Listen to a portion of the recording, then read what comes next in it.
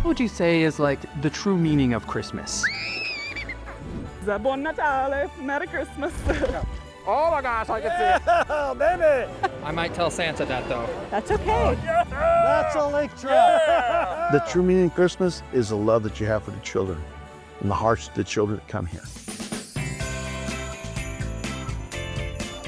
Hey, John Bartell here. Winter is one of my favorite times of years to travel. Whether you're looking for snow or maybe that festive feeling, I've got a good road trip idea for you. So join me on this special edition of Bartell's Backroads Hidden Winter Gems. First stop, we head to Tuolumne County to do a little sledding. This is Leland Snowplay in Tuolumne County, a sledding hill made for serious and not so serious sledders. Sometimes when it's really fast, you have to drag your feet to kind of control your speed, but it's a big thrill the whole way down. Hold up, all this tiptoe is mind blowing, we just wanna have fun. Owner Lance Betsy is what I can only assume the sledding industry calls sled over heels for steep slopes. Seriously, nobody knows sledding better than him. We are the largest independent standalone snow park that there is. We're only going to get bigger and better. Leland Snowplay is a 60-acre park just off Highway 108 near the mountain community of Leland Meadows. There's more than a dozen racing hills and piles of sledding tubes to choose from.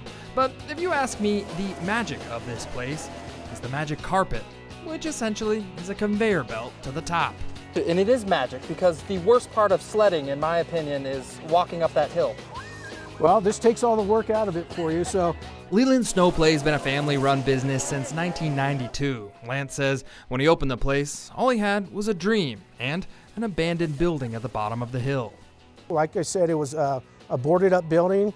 First tool I bought was a crowbar to pull the plywood off the windows.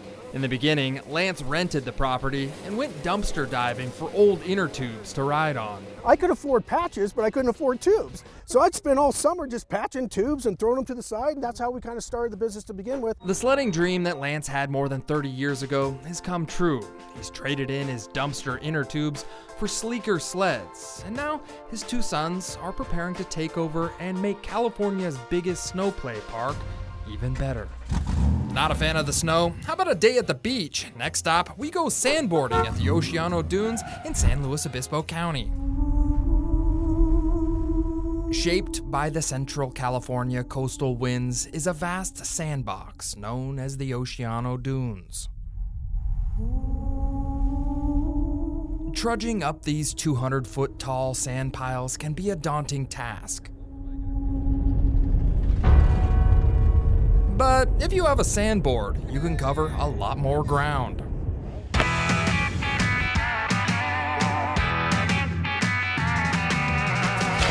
If you're unfamiliar with the sport of sandboarding, you're not alone. I too was unaware. Show them in there, huh? Lucky for me, the kind folks over at the Oceano Surf Shack set me up with a sandboard and introduced me to one of the pioneers of this sandy sport. My buddy and I, Gary Flewitt, kind of pioneered what we call modern sandboarding. Okay. Sandboarding's been around since ancient Egypt. In the 1980s, Jack Smith helped introduce the world to sandboarding in the Scott Dietrich film Adventures in Paradise. Sandboarding and snowboarding have a lot of crossover to them. You know, snowboarding is nice because you have the lifts. You don't have that in sandboarding. But what's nice about here is you don't get very cold. You don't get cold. You look at us, we're all in shorts. Unlike snowboards, sandboards don't need any special boots or bindings. However, they do share one important similarity. You need to apply wax to the bottom of the board to ensure a smooth ride down the hill. This is just wax, paraffin wax from the grocery store. Okay, candle wax almost. Yeah. Just like snowboarding, the wax makes your sandboard go faster. All right, ready or not, here we go. Yeah!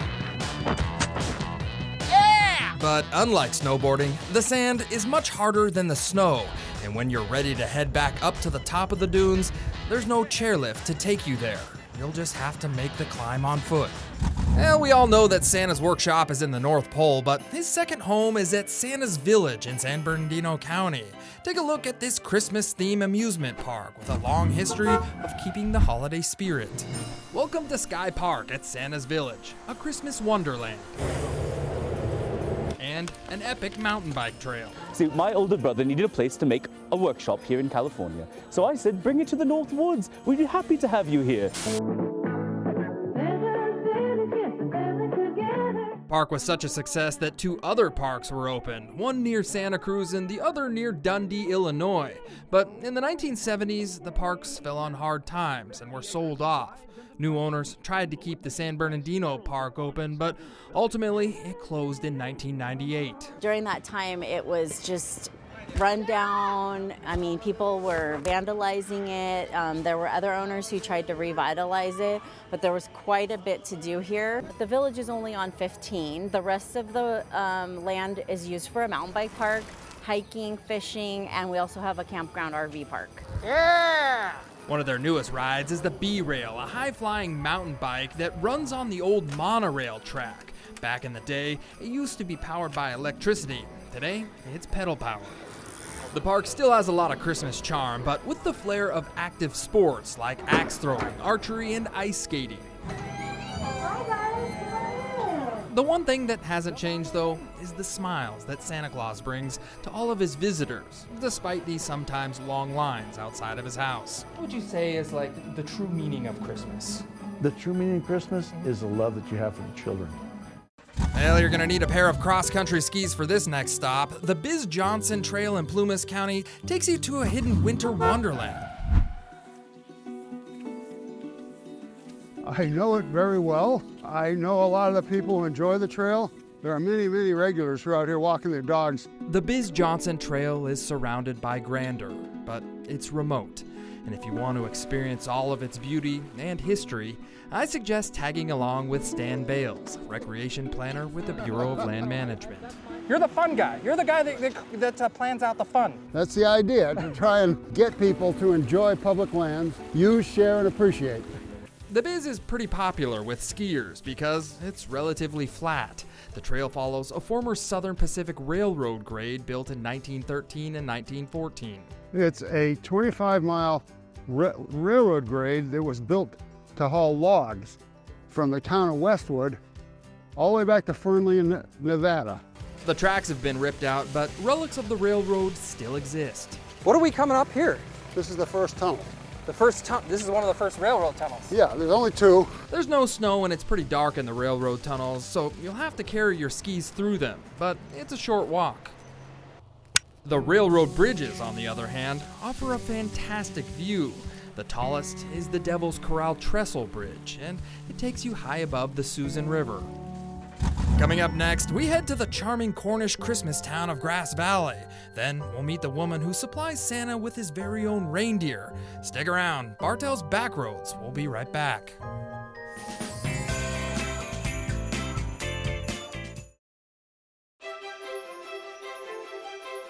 Hey, John Bartell here. Welcome back to the special edition of Bartell's Backroads, California's hidden winter gems. You know, if you really want to experience the festive Christmas experience, head over to Grass Valley and check out the Cornish Christmas.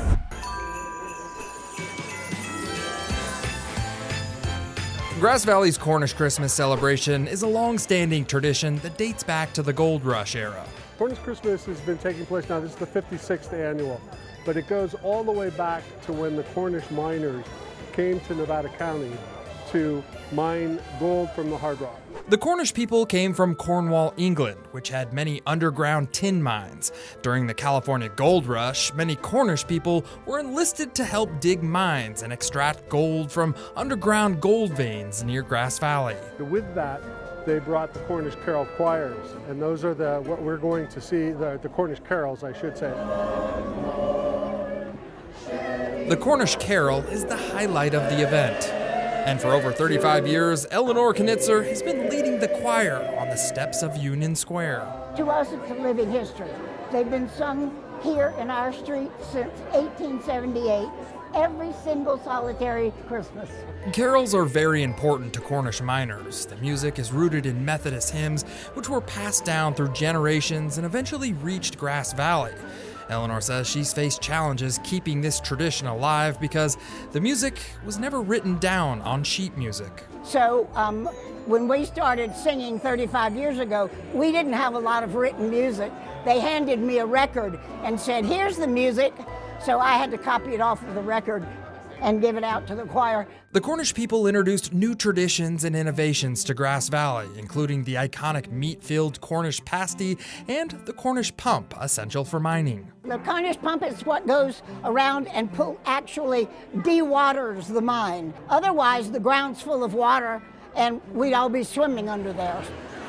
Without Cornish miners, Grass Valley may have just been another gold rush ghost town, but thanks to their hard work in the mines and their welcoming culture, the town has grown to what it is today. When one of Santa's reindeer need a break, he heads down to Kern County to borrow one from Windswept Ranch. But this exotic animal ranch has a whole lot more than just reindeer. Take a look.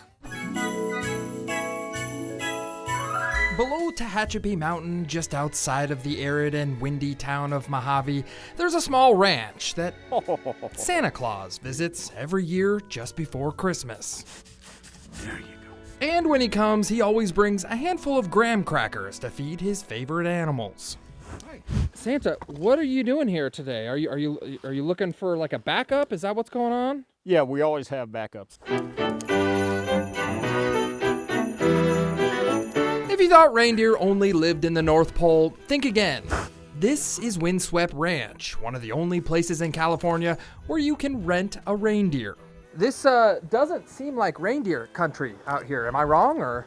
Oh, you're absolutely right. 100%, but we've been here 23 years with no issues. They're not like people. They don't whine and complain about air conditioning and heat. I like them a lot. Diana Freeling is the owner of Windswept Ranch, and when she's not renting her reindeer to Santa Claus, she's taking the animals to Christmas-themed events all over California. Come on, kids. How many reindeer do you have here? I have 12 out of roughly 25 in California. Cornered the market. Diana may have cornered the reindeer market, but the money these animals bring in goes to a good cause. And they have supported the ranch and paid for all of the rescues over the years. As many as 50 have been on the ranch at one time, and they have fed them all. And that's the most talkative camels I've ever had. Mary, don't get pushy. When Diana retired from the garment industry 30 years ago, she started rescuing all sorts of neglected animals. A lot of what we've had here, horses and donkeys and stuff, come in because people can't take care of them. All those dogs, all rescues, because they're killing so many at the shelters right now. Stick around. After the break, we strap on snowshoes and trek beneath some of the world's largest trees. You won't want to miss it.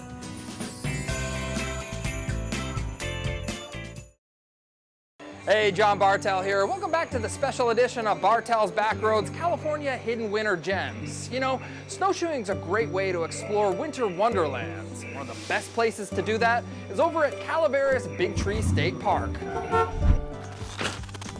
Whether you're in snowshoes or hiking boots, the 1.7-mile walking trail doesn't disappoint. And if you're lucky, you might get Lily Orovitz as your guide. That's a big tree. It's a very big tree. It is the biggest giant sequoia we have in the North Grove.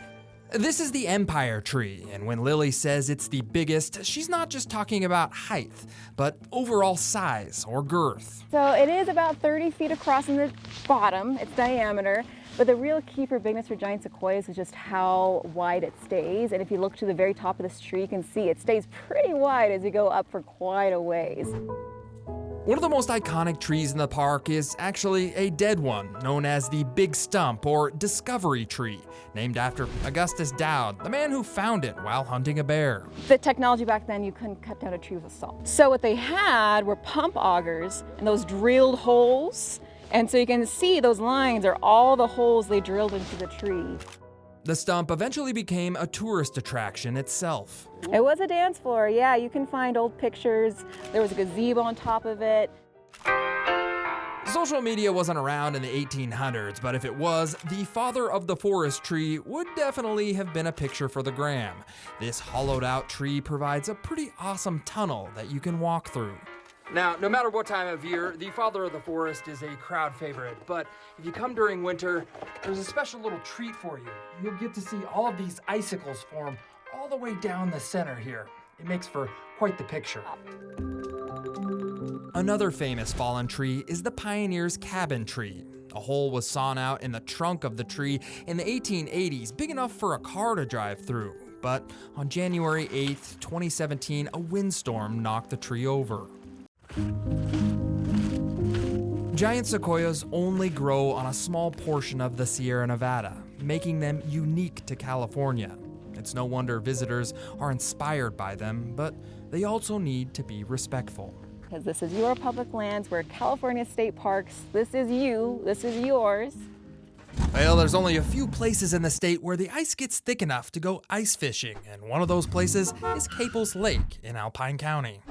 Cable's Lake sits at about 7,800 feet in elevation, making it a prime candidate for ice fishing because the cold temperatures up here freeze the surface of the water in thick layers of ice and snow. Ice fishing on Cable's Lake, is it pretty good? You know, it can be good. Sometimes it's not. That's why they call it fishing and not catching. That's true. Doug is a straight shooter when it comes to talking about fish, and he kind of has to be.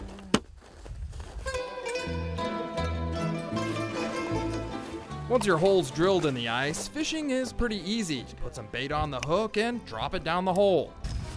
A comfy chair is also important, because you're gonna do a lot of waiting. What do they do during the winter while they're under there? I mean, is it dark under there right now? I mean... I've never crawled down in my hole before. Doug says Cable's Lake holds a variety of fish, but we're after trout, more specifically rainbow, brown, and Mackinaw trout. Unfortunately, we were not getting any bites. It's a lot of sitting and waiting and crossing fingers, huh? It is. Yeah. If the fish aren't biting in your first hole, you can always drill a second or a third hole. Doug says it's not uncommon to drill upwards of a dozen or more holes. Here, fishy, fishy, fishy, fishy. Oh my gosh, I can see it. Oh, baby! Just when we were about to call it quits, I hooked a monster Mackinaw, aka lake trout. Oh, I just broke it too. Oh, yeah! That's a lake trout. Yeah! There's an old saying, a bad day of fishing is still better than a good day at work. Well, I personally had a good day of fishing while working. From mid-October to mid-March, the main attraction at Pismo Beach isn't the beach itself, it's the unique grove of eucalyptus trees.